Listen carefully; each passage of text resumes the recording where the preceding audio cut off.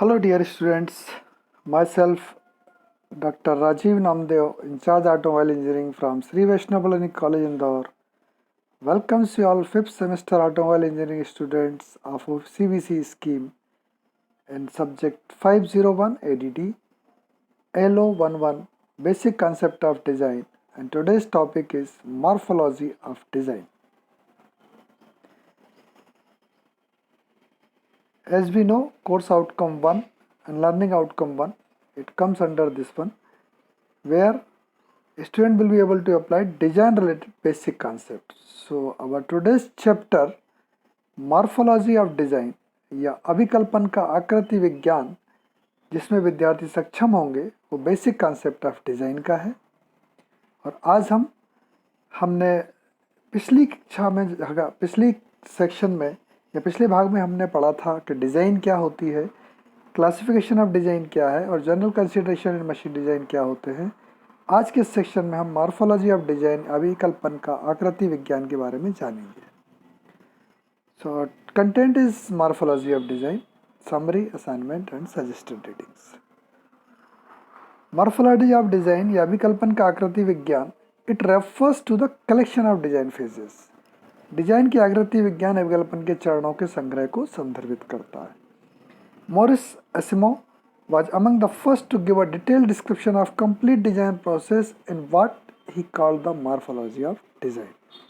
Morris Asimov उन लोगों में से थे जिन्होंने डिज़ाइन की आकृति विज्ञान में पूरी डिज़ाइन प्रक्रिया का विस्तृत विवरण दिया है।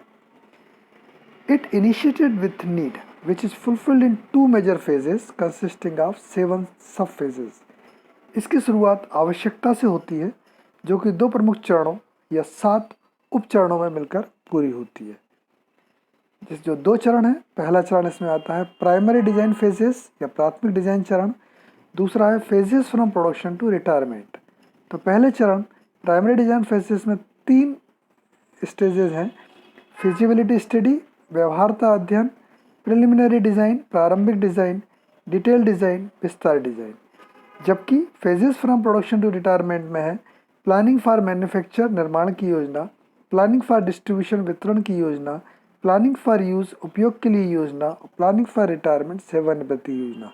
इस तरह से यदि हम इनाल देखें इन ब्रॉडर सेंस, तो it consist of 7 stages, first, second, third, fourth, fifth, six, 7। आइए हम इस पे देखें कि how it works. Flow diagram में देखें, मॉर्फोलॉजी ऑफ डिज़ाइन, डिज़ाइन आकृति विज्ञान, it starts from the need. Here you can morphology of design या डिज़ाइन डिज़ाइन या इसको हम अभिकल्पनी कहते हैं हिंदी में। डिज़ाइन का आकृति विज्ञान या अभिकल्पन का आकृति विज्ञान के फ्लो डायग्राम में आप देखेंगे कि it starts from the need. पहले हमको आवश्यकता आती है। अब उसके 2 फेजेस हैं, प्राइमरी डिज़ाइन फेजेस और phases from production to retirement. This is the 2 step process. इनके सब प्रोसेस जो हैं प्राइमरी डिज़ाइन फेजेस में देखेंगे आप, पहला है फिजिबिलिटी स्टडी या व्यवहार्यता अध्ययन, प्रिलिमिनरी और एम्बेडिमेंट डिज़ाइन, प्रारंभिक या अवतार अभिकल्पन, देन डिटेल डिज़ाइन, विस्तार डिज़ाइन, और उसके बाद थर्ड स्टेज के बाद फोर्थ डायरेक्ट शुरू होती है प्लानिंग फॉर मैन्युफैक्चर या निर्माण की योजना। जैसे हम स्टेज में आते हैं इसको हम बोलते हैं phases from production to retirement. Then fifth one planning for distribution, वितरण की योजना, एंड प्लानिंग फॉर कंजम्पशन या यूज़, बचत या उपयोग की योजना, और लास्ट प्लानिंग फॉर रिटायरमेंट, सेवानिवृत्ति की योजना। हम इन्हीं सारी फेजेस को 1 बाय 1 देखेंगे। फर्स्ट, फिजिबिलिटी स्टडी या व्यवहार्यता अध्ययन। हमारे पास नीड आई। अब इसके बाद feasibility study is the process by which the design is initiated, carried to the point of creating a number of possible solutions and narrowed down to a single concept। यानी कहाँ से initiate होगी, need से, उसके बाद बहुत सारे उसके ऑप्शंस होंगे और बाद में हमको बेस्ट आंसर आना है। ये फिजिबिलिटी चेक करने का है कि क्या संभव है या नहीं है। तो व्यवहार्यता अध्ययन वे प्रक्रिया जिसके द्वारा डिज़ाइन शुरू किया जाता है, कई संभावित समाधान बनाने के बिंदु तक ले जाया जाता है और अंत में एक ही सर्वोत्तम अवधारणा तक सीमित हो जाता है। This is feasibility study. जबकि आपके दिमाग में कोई काम आता है, आप सबसे पहले क्या देखते हैं, किस किस तरीके से कर सकते हो और कौन सा बेस्ट तरीका है। बस यही है। The purpose and activities during feasibility study are to ascertain there really existing a need. यहाँ पर व्यवहार अध्ययन दौरान उद्देश्य और गतिविधियाँ ये सुनिश्चित करना है कि वास्तव में एक आवश्यकता है। जब नीड होगी तभी हम इस प्रक्रिया में आ पाएंगे, यदि नहीं। Search for a number of possible solution with some basic questions. कुछ हम इस बेसिक क्वेश्चंस पूछते हैं। बेसिक क्वेश्चंस में यहाँ पर हम बात करें कौन कौन से क्वेश्चंस हम पूछ सकते हैं। शुरुआत यहीं से, क्या आवश्यकता है, आवश्यकता क्यों है, आवश्यकता किस प्रकार से पूरी कर सकते हैं, क्या ये संभव है। आवश्यकता ये भी हो सकती है कि मुझे चांद चाहिए लेकिन वो पॉसिबल नहीं है। तो इस तरह से हमें ये भी पता करना है कि क्वेश्चंस के माध्यम से और उनके पॉसिबल सॉल्यूशन के माध्यम से हम संभावित समाधान खोज सकें। और आखिरी में evaluate the solution of these those questions, जो प्रश्न हमने उठाए हैं। क्योंकि फिजिबल स्टडी में सबसे पहली चीज़ क्या, इनिशिएटेड। एक डिमांड आई, हाँ भाई क्या चाहिए। अब उसके बाद सीधा ऐसा नहीं होता क्या चाहिए और हमने दे दिया। हम पूछते हैं क्यों चाहिए, क्या करेंगे, क्या फ़ायदा होगा। फिर हम देखते हैं कि हाँ ठीक है, डिमांड आ गई है, उसकी ज़रूरत भी पता लग गई है। अब हमको ये पता करना है उसमें कि क्या ये पॉसिबल है, यदि है तो कितने प्रकार से पॉसिबल है, फिजिकली वो चीज़ एग्जिस्ट करती है। ये हमारी फिजिबिलिटी स्टडी है, ये पहला फेज़ है। सेकंड स्टेज जैसे हमने पढ़ा था प्रिलिमिनरी डिज़ाइन। जब हमने ये प्रारंभिक और ये सर्वोत्तम समाधान की तरफ जब हम आ गए हैं, फिजिबिलिटी देख ली है कि हाँ ऐसा संभव है, व्यवहारिक है, तब हम जाएंगे प्रिलिमिनरी डिज़ाइन में। इसमें this is the stage art in which the concept generated in the feasibility study is carefully developed. यानी आपने फिजिबिलिटी में सिर्फ सोचा था, अब वो यहाँ पर मंच कला है, आप यहाँ पर करके देखेंगे कि जिसमें उत्पन्न अवधारणा को ध्यान से विकसित किया जाता है। विकसित करने में structure development of the design concept आकर in this engineering design phase.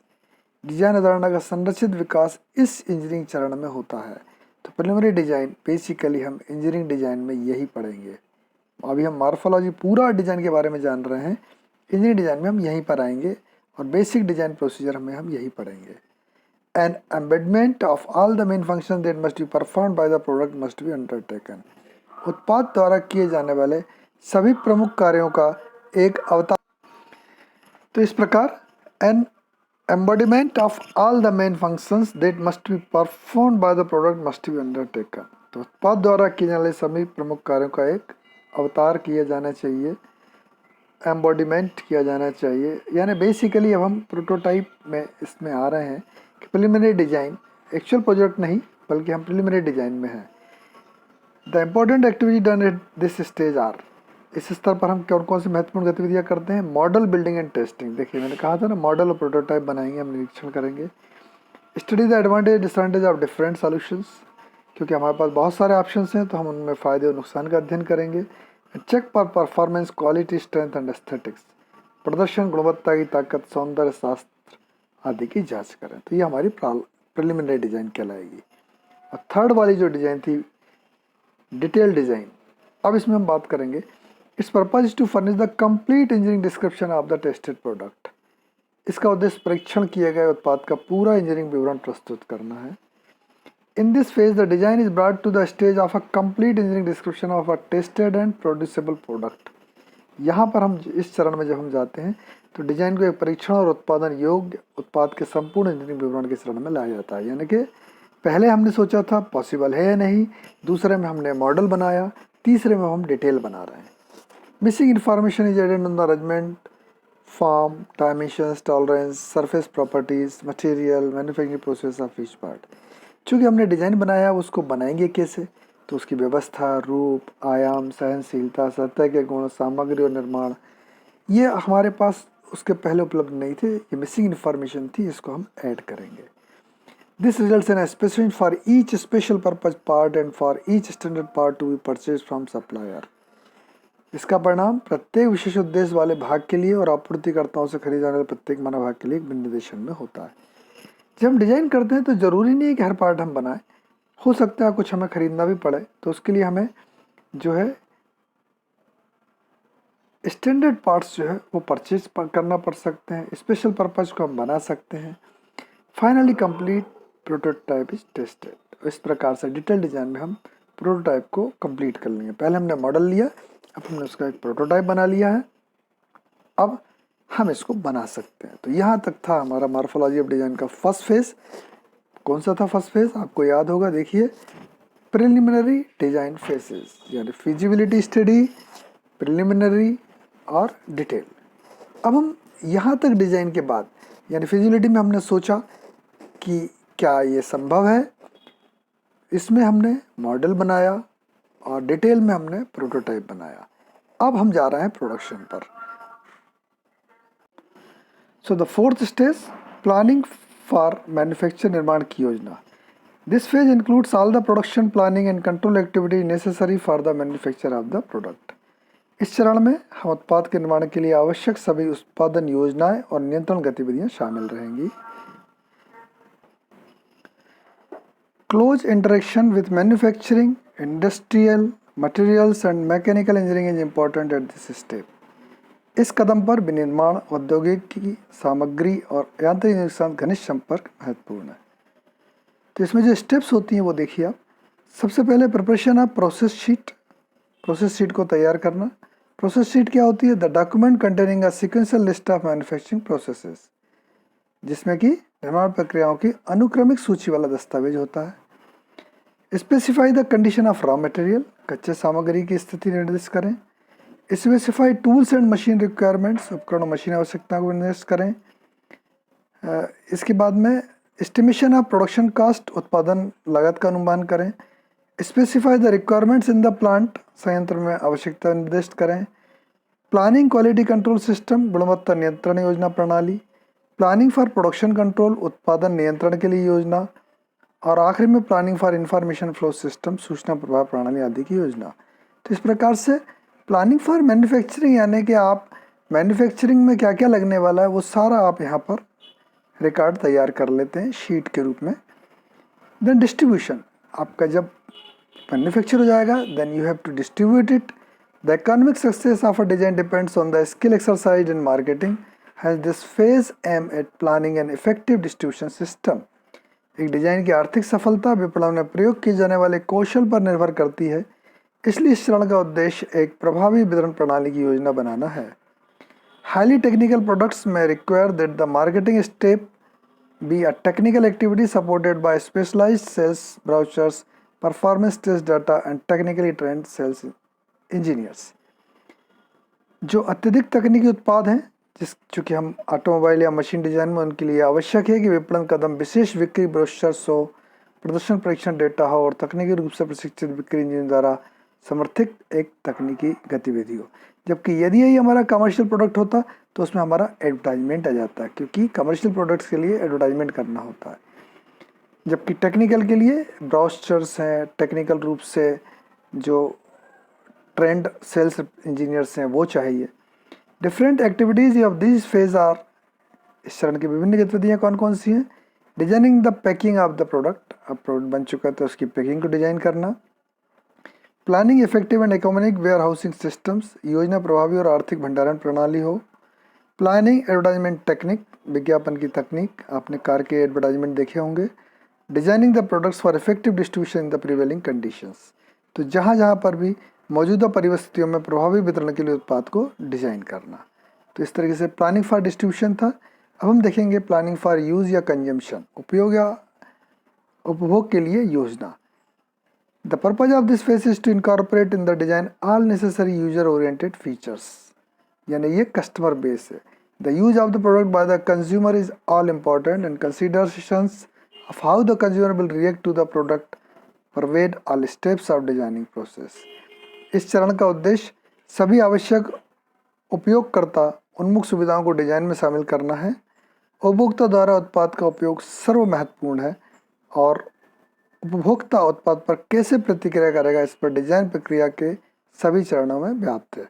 जैसे कि द वेरियस स्टेप्स जो इसमें रहेंगी वो रहेंगी डिजाइन फॉर मेंटेनेंस, रख रखाव के लिए डिजाइन, डिजाइन फॉर रिलायबिलिटी, विश्वसनीयता के लिए design, design for convenience in use, उपयोग में सुविधा के लिए design, design for aesthetic features, सौंदर्य सुविधाओं के लिए design, design for prolong life, लंबे जीवन के लिए डिजाइन, और design for product improvement on the design of service data, सेवी डाटा के आधार पर उत्पाद सुधार के लिए डिजाइन।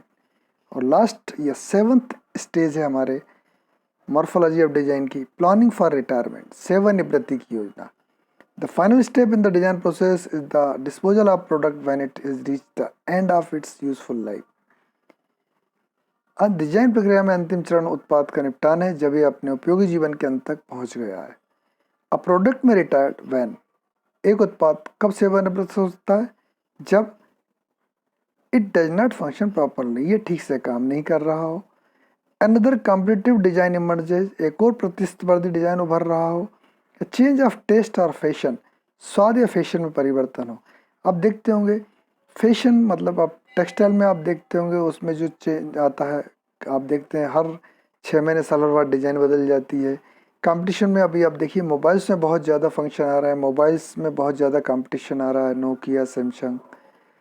और या फिर फंक्शन प्रॉपरली नहीं, यानी उसका लाइफ टाइम पूरा हो गया है, कोई मशीन ली है और अब वो काम नहीं कर रही तो आपको बदलना है, तब वो रिटायर्ड होगा। So the very steps in this phase are, क्या क्या विभिन्न चरण है? Design for several levels of use, उपयोग के कई स्तरों के लिए डिजाइन की जाए। Design to reduce the rate of obsolescence, अप्रचलन की दर को कम करने के लिए डिजाइन किया जाए। अप्रचलन की दर को समझने के लिए हमें ये देखना होगा कि अप्रचलन कब होता है? जब टेक्नोलॉजी में डेवलपमेंट होता है। तो यदि हम हमारे प्रोडक्ट में टेक्नोलॉजी डेवलपमेंट के लिए गुंजाइश रखेंगे, जैसे आप देखते हैं मोबाइल में अपडेट करते हैं, जैसे नया फीचर आता है तो वो इस तरह से डिजाइन रहता है तो वो फिर ऑब्सोल्यूट नहीं होता है। या examines service terminated products to obtain useful information, उपयोगी जानकारी प्राप्त करने के लिए सेवा समाप्त उत्पादों की जांच करें। तो इस प्रकार हमने मॉर्फोलॉजी ऑफ डिजाइन और उसकी 2 मेन फेजेस में 7 स्टेजेस के बारे में जाना। आप असाइनमेंट में define morphology of design in draw neat flow diagram, आपको इसमें सिर्फ फ्लो डायग्राम बनाना है और अभिकल्पन के आकृति विज्ञान को परिभाषित करना है। 3 stages of primary design phase, primary design phase में जो 3 स्टेज हैं उनके बारे में आपको लिखना है। और 4 stages from production to retirement, तो यहाँ से 4 फेजों का। तो इस प्रकार से जो पूरा इस वीडियो में पढ़ाया गया है उसको हमने असाइनमेंट के माध्यम से 3 प्रश्नों के माध्यम से कवर किया हुआ है। Suggested reading as before, machine design by सिंगले, पांड्या एंड शाह, आरिश खुरमी, और हिंदी में मशीन अभिकल्पन, दीपक प्रकाशन। तो आज हमने मॉर्फोलॉजी ऑफ डिजाइन या अभिकल्पन के आकृति विज्ञान के बारे में जाना। नेक्स्ट वीडियो में हम डिजाइन इष्टतमीकरण या डिजाइन ऑप्टिमेशन के बारे में जानेंगे। Thank you students for watching this video. Thank you all.